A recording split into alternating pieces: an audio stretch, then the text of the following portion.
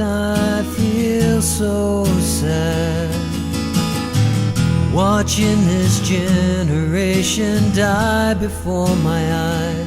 They're so desensitized from what is right, they cannot discern what is wrong. They've been misled. This is Faithful Nation. We are returning again with the Kinism FAQ series. We are still on question number 2. This will be part 2 of question number 2.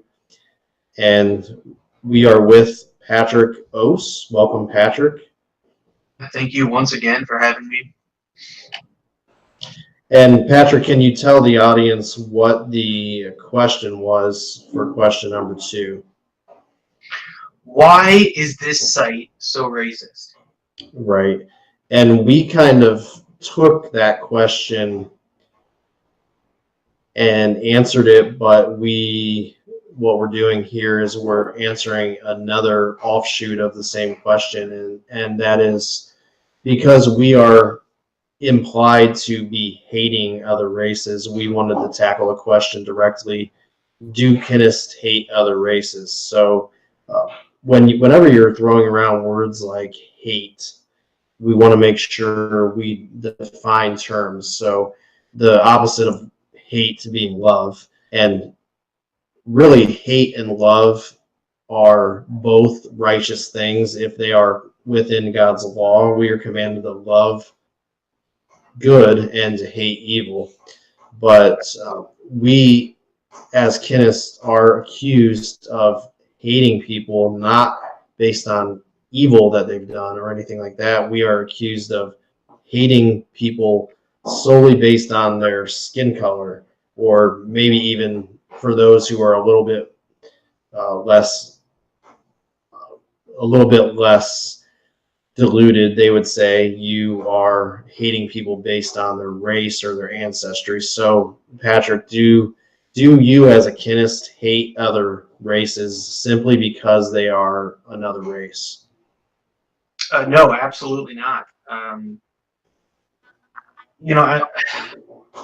I love my Christian brothers and sisters of all races, colors, even creeds. I don't hate them for how they were born. I merely understand that there are certain differences because of that. In the same way that I don't hate a woman because she is weaker than a man. I don't hate an Asian because he is shorter than a Caucasian. Do you think it's a fair analogy to compare that type of question to accusing someone else? Say you go into a business and they have separate restrooms for men and women, and you say, hey, and the business owner is a man, you must hate women. You have them go into a separate restroom. I mean, think of how absurd someone would think you were by saying that. Maybe not so much in this generation because they're trying to make everything gender neutral. But I mean, you would talk to any conservative Christian. How do you think they would react if you told them, hey, as a Christian business owner, you hate women because you have a separate restroom for them? Yeah, that's absurd, and we know why men and women have separate restrooms. I mean, there's a few reasons, but one of the primary reasons that I see is to preserve each other's modesty. To basically affirm that men and women are different, and we shouldn't assume the same things of them, right? So we should allow them to establish, allow them to be comfortable in who they are. I mean, especially when we're talking about restrooms. I mean, we're talking about making yourself vulnerable, like physically, right? You've got your drawers around your ankles. You're not gonna. You're in an unsafe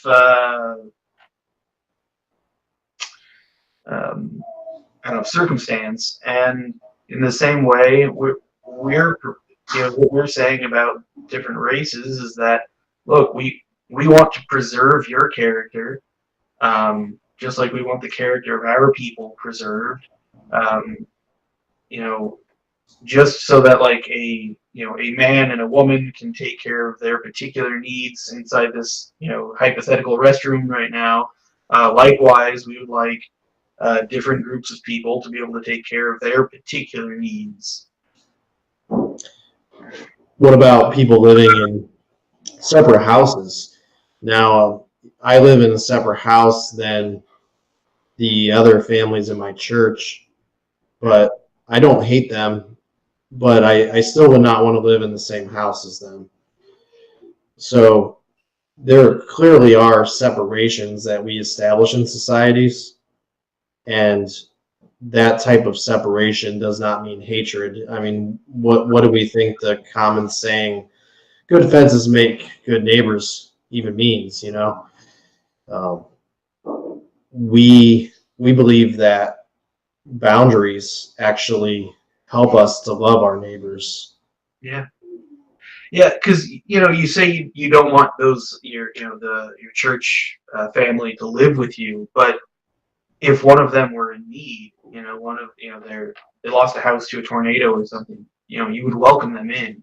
Likewise, your neighbors that you typically keep on the other side of the fence, if you're having a barbecue or something of that nature, you would welcome them onto your side of the fence. Where we by no means are proposing that different groups of people can never interact with each other. The same way that, well, I want men and women to have separate restrooms.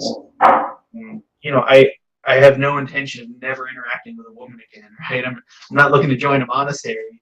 So this idea that we want like total isolation is ridiculous. We love our neighbors and we want to interact with them. Yeah, we don't want to live with them. We don't want to sacrifice our own family for our neighbors. Can you elaborate more on what you were talking about with you want other races to be able to preserve? I forget what term you used, but you said preserve. What was the term you used? Yeah, I don't recall, but maybe their distinctive natures is yeah. So wouldn't that be the same with families, right? Yeah. You don't want to forbid another family to live with you permanently because you hate them. You want them to be able to do the same thing for their family. Would that be an accurate analogy? Yeah. I mean, I think of those times where I'd go over to a friend's house as a kid, and every time you go over to a new friend's house, it's like, okay, do I take my shoes off? Do I leave them on? If I'm having dinner with them, do I need to ask permission to leave the table? Right? There's all these like house rules that come up. This family culture that we all have, and while it's great when you can visit with someone on occasion and share in their family culture, but at the same time, I mean, I don't want your family rules to be enforced across all families. That it's not going to work for everyone the same way. So where do you think the disconnect happens where people can understand that type of concept when it comes to families? And I think they could even understand it when it comes to extended families, when you involve grandparents, great-grandparents.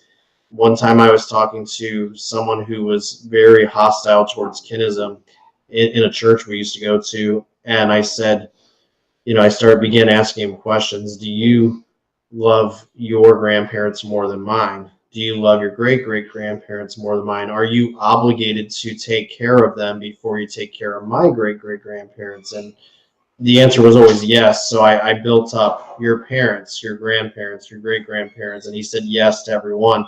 And I said, so, how is it that you have this disconnect when it comes to just a little bit further down the line when it comes to tribe and clan?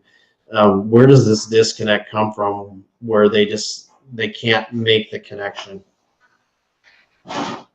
It's hard to say precisely where it comes from, but I think one of the roots of it is the Enlightenment values, the humanistic values that all men are created equal. And look, there's a certain amount of truth to that phrase when you don't look at everything else they follow that up with. Yeah, we're all made in God's image. We all have value in that sense, but we're not equal to each other. Some of us are taller, some of us are shorter, and that's a personal level. But then when we go more broadly out from there, you can start to see like family noses, or a certain family might all be redheads.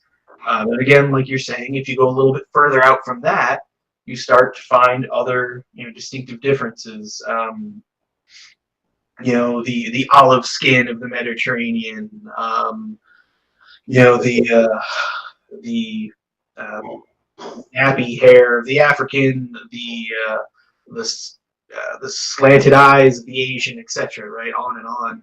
Like these are distinctive characteristics of a distinctive people, and that of course isn't the whole of what we're talking about. I mean that's what we're accused of, right? Like you kind of alluded to it earlier, that it's just skin color, and like, well, no, we've talked about this in previous episodes. That's not. That's just a small part of it, and sometimes it's not that much of a part of it. You can find Asians and Native Americans who have similar skin tones, but they're still different peoples. So a lot of what goes along with that is the culture, is the character of the people. Yes. I think it's ironic that whites are presently accused by other Christians. Well, I guess you could say whites like us who identify as a people and identify as Kinists. We are accused by other Christians of being hateful, and the thing is, our beliefs line up with our Christian ancestors, and like I've said before, these people don't usually accuse our ancestors of being hate-filled people. And I was just thinking about what our Christian ancestors did.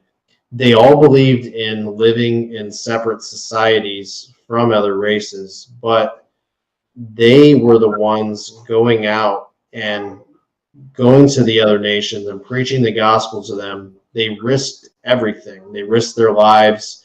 And in the case of many, they died bringing the gospel to other nations. Now, these people still believed in the principle of separate nations like we do, but they clearly loved others. They loved Christ, and they loved others by wanting to bring the gospel to them. So that's much more of a loving spirit and attitude from a biblical perspective than what we have today from modern Christians who aren't risking their lives for anyone, but because they think that we should all mix together, that means that they actually love these people groups more than even we do. Yeah, I mean, they're looking at, I don't know, maybe the selfless nature of it. Like, look at how much I'm suffering by living with these other groups. Aren't I great? And being giving of oneself is good, but we are also called to protect our our family and our kin, and exposing your family, exposing your children to these destructive diversities ultimately isn't good. And if you're not if it's not aiding in the raising up of your children, then then you are I would say you're committing the sin. And these people want to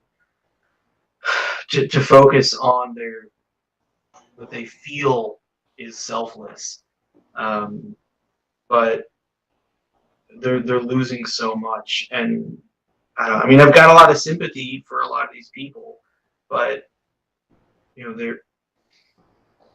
they're sacrificing so much, and they're not giving it back to God, because how many of these people really are discipling the nations that live amongst them?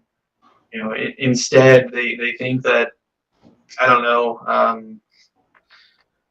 I know some dear friends of mine, older white folk who now go to like a majority black church, and like, what are they doing to the character of that church? They benefit. They get to feel good that they're amongst these oppressed minorities, but what does the church get out of it? They're just bearing the white man's burden for them, right? And so they're destroying the internal culture of that church. Right. Yeah, and like you said, it's a feeling. They like to make themselves feel good and feel like they're loving people, but when you look at a true biblical definition of love, they're falling well short of it. It's kind of like, as a parent, parents who think that they love their children that never give them corporal punishment, and they feel like they're loving their child, but when you look at what the true biblical definition of love is, it says that he that spareth his rod hateth his son. So you actually hate your child if you don't use the rod. And I feel like these people who talk about love when it comes to other races, I don't feel like they actually love other races. I think they, for the most part, most of them, I'm not going to say everyone, but I feel like most of them don't actually love it, make themselves feel good, just like a parent tries to make themselves feel good. But we are the ones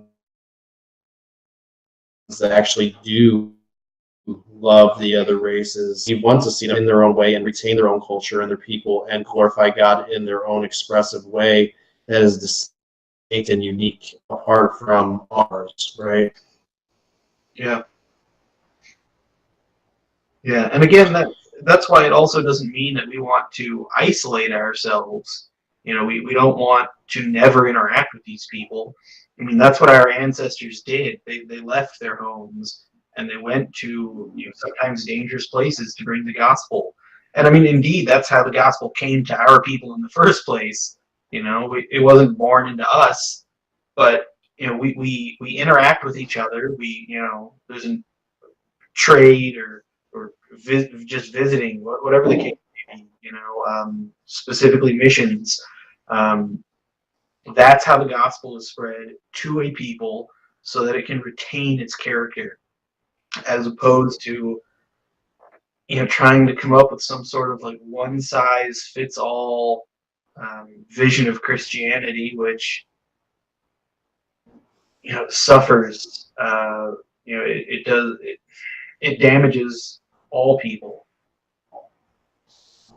Yeah, that reminded me of that, and we probably have mentioned it already, and we'll mention it again, but in Acts 17, that God established national boundaries so that they might seek him. So ultimately, those boundaries are so that the nations can seek Christ and be converted and glorify. And I do like your emphasis on, we don't wish to cut off all contact with these people. And I would even say I would welcome of groups into our country depending on the circumstances. It doesn't mean that it's 100% of one people. It also means that we would maintain a super majority to maintain our culture and our people and our way of like, just like now your Christian brethren or other Christian families, you might make an exception and allow one of them to perhaps live in your home temporarily, or maybe have to take permanently in an extreme case. But that doesn't mean it becomes the norm where you just invite anyone to come live in your home. Any circumstance, free for all. Yeah, anybody can live in our home, and then you just basically have lost your family. Yeah, boundaries are good, but it's interesting because not only do boundaries let us see to our own needs, but they also kind of give us a very easy demonstration of other people's needs, right? The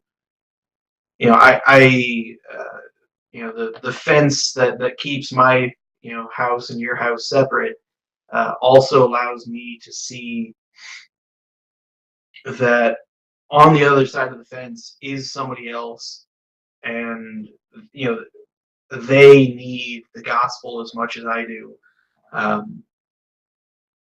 and so I guess it gives us a goal, gives us a target of how to proselytize.